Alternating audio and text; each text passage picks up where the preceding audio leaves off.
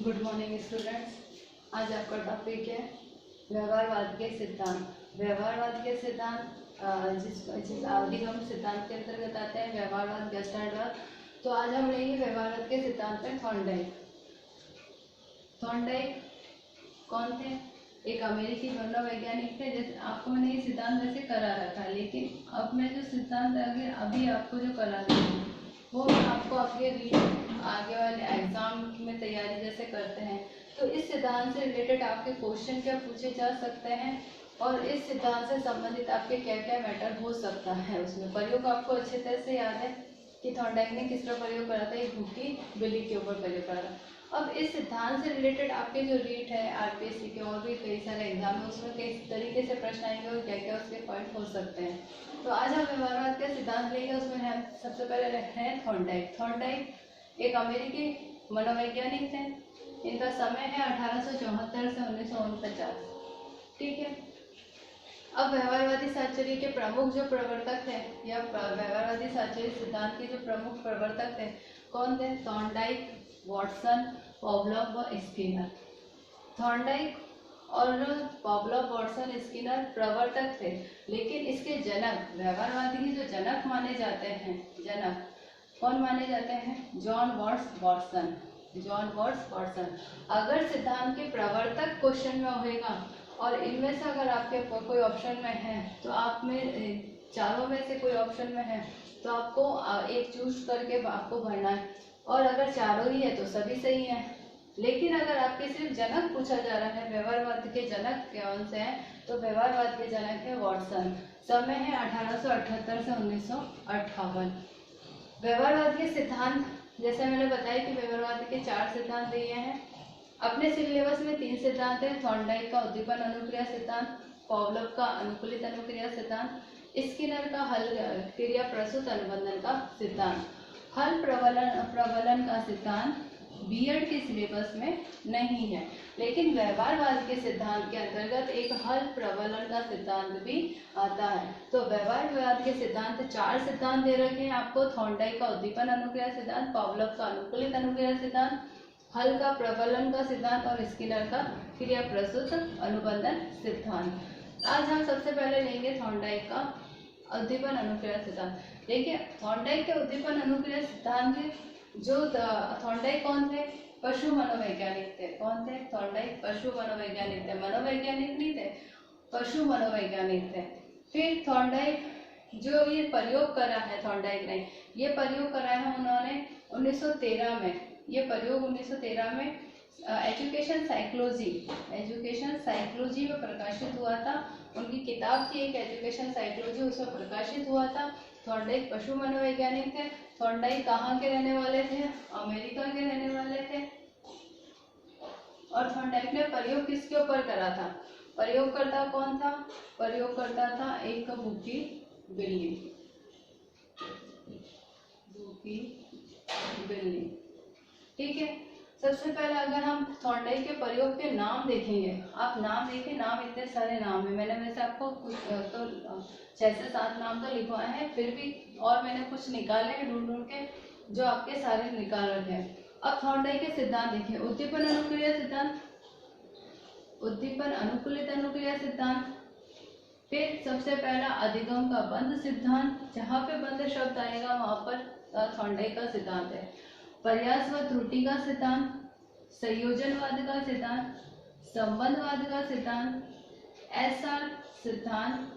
SR bond भी हो सकता है और एसआर थ्योरी भी हो सकती है, इसको अगर क्वेश्चन में आएगा।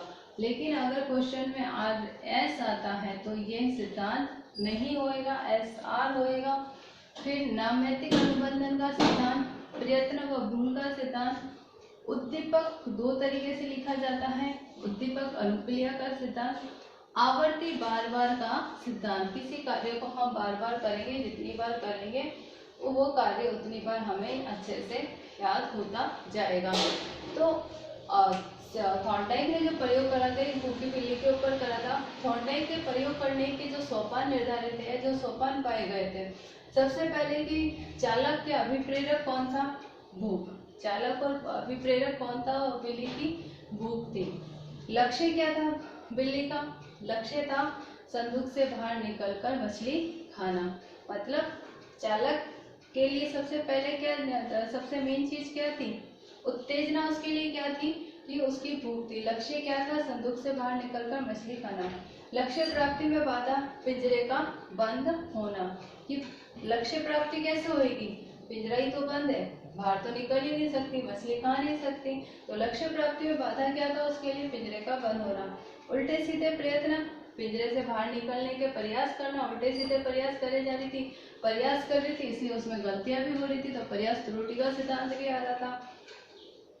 लक्ष्य चालक अभिप्रेरक क्या था, भूख थी, भूख थी, कहीं ना कहीं क्या था उसमें उद्दीपक हो रहा था, उत्तेजना उत्पन्न हो रही थी, अनुक्रिया उत्पन्न हो रही थी। लक्ष्य बाहर निकलना था, बाहर निकलकर उसे क्या करना था, मछली को खाना था। उल्टे सीधे प्रयोग, संयोग व सफलता, संयोग से लीवर का खुलना, तो संयोजनवाद का सिद्धांत हो गया, कहीं ना कहीं संयोग हुआ और संयोग से क्या हो गया कि लीवर का खुलना हो गया। सही प्रयत्न का चुना, सही प्रयत्न करा तभी दरवाजा खोलने का तरीका उसने सीख लिया। मतलब प्रयत्न व भूल का सिद्धांत, कहीं ना कहीं वो प्रयत्न करती गई और उसको सीखती गई। स्थिरता, पहले ही प्रयास में दरवाजा खोलना सीख गई।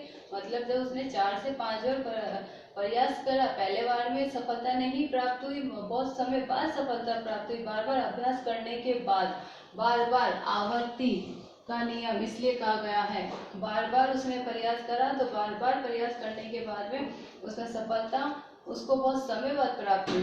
सेकेंड टाइम में थोड़ा कम समय लगा पहले से, और थर्ड टाइम में जाकर उसने एक ही बार में दरवाजा खोलना सीख लिया। तो इसलिए जो थॉर्नडाइक ने निर्धारित करा है कि थॉर्नडाइक का कहना है कि किसी भी व्यक्ति को सीखने के लिए उत्तेजना होना जरूरी है। उत्तेजना होगी तो अनुक्रिया होगी, उत्तेजना नहीं होगी तो अनुक्रिया नहीं होगी। मतलब व्यक्ति के सामने कोई ना कोई उद्दीपक का होना जरूरी है। उद्दीपक होएगा तो उत्तेजना अनुक्रिया होगी, उद्दीपक नहीं होगा तो उत्तेजना अनुक्रिया नहीं होगी। तो थॉर्नडाइक के सिद्धांत के नियम जो है, थॉर्नडाइक ने अपने जो सिद्धांत के नियम है दो भागों में बांटे हैं, प्रमुख नियम और गौण नियम।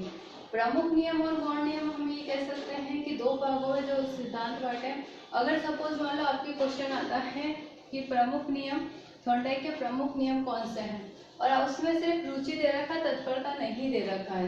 प्रमुख नियमों में ये आपको नहीं दे रखे हैं, सिर्फ रुचि दे रखा है, तो आपका रुचि का सिद्धांत भी प्रमुख नियम के अंतर्गत आएगा, क्योंकि प्रमुख नियम और इसके उप नियम भी बताए गए हैं। तो तत्परता का जो नियम है उसका उप नियम है रुचि का नियम। तत्परता, किसी कार्य को करने के लिए तत्पर होना, तैयार होना। रुचि, कोई कार्य अगर रुचि होगी तो तत्पर हम होंगे, रुचि नहीं होगी तो हम तत्पर नहीं होंगे। विद्यालय तक बालक को लेकर जाया जा सकता है, लेकिन पढ़ने के लिए मजबूर या बाध्य नहीं किया जा सकता है। क्यों नहीं किया जा सकता है, क्योंकि उसकी रुचि नहीं है। रुचि नहीं है तो तत्परता नहीं आएगी। इसलिए किसी भी कार्य को करने के लिए तैयार व्यक्ति तभी होएगा जब उसकी रुचि होगी, उसको इंटरेस्ट होएगा। रुचि नहीं होगी तो उसमें को हम रुचि उत्पन्न नहीं कर सकते हैं उसकी, तो हम उसको तत्पर भी उस कार्य को करने के लिए नहीं कर सकते।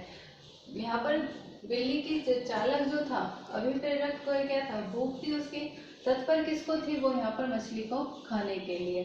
रुचि उत्पन्न हुई किसको खाने के लिए, मछली को खाने के लिए, इसलिए उसमें तत्परता आ गई, तो तत्परता का नियम आ गया।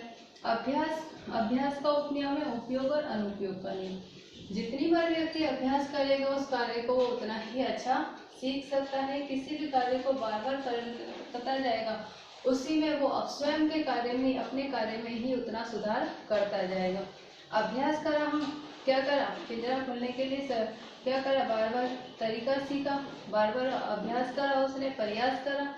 जैसे तो जितनी बार उसने उल्टे सीधे प्रयत्न करे, प्रयास करा, उतनी बार उसने क्या करा, अभ्यास करा। उपयोग करा, अनुपयोग, कई जगह उपयोग उसके काम भी है और कभी फर्स्ट टाइम वो उसका उपयोग अभ्यास काम नहीं है, अनुपयोग हुआ।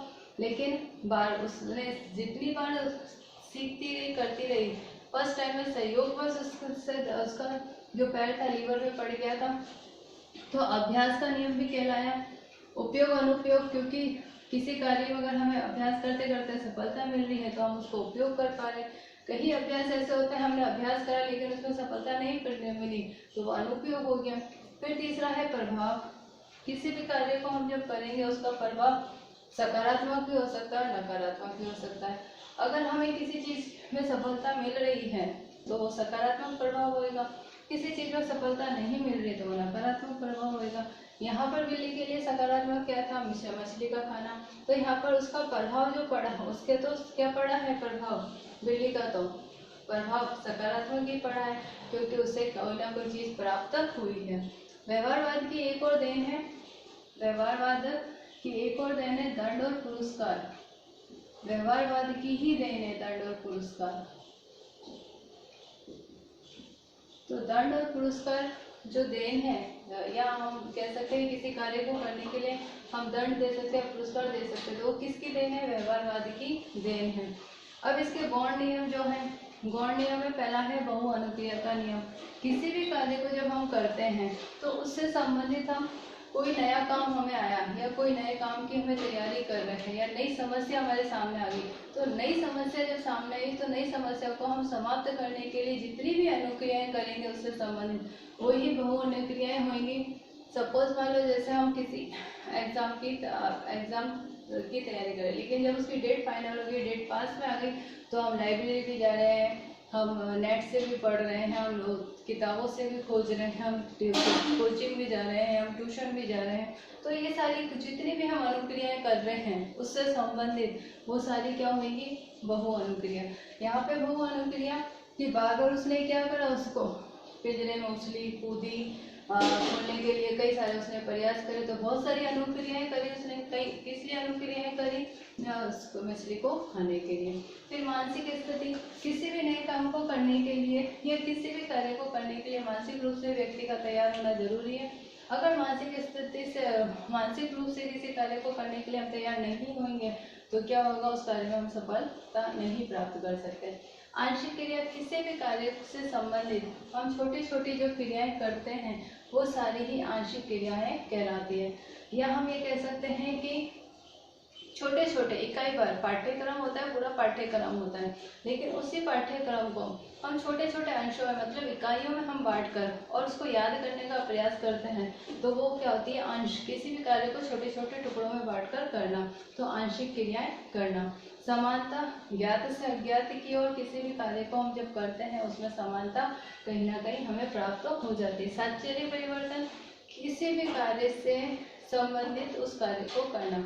जैसे हमने किस छोटे बालक ने एक काला दुपट्टा देखा, या हाँ ये कह सकते हैं काली बिल्ली देखी, बिल्ली उसकी तरफ आई, वो डर गया।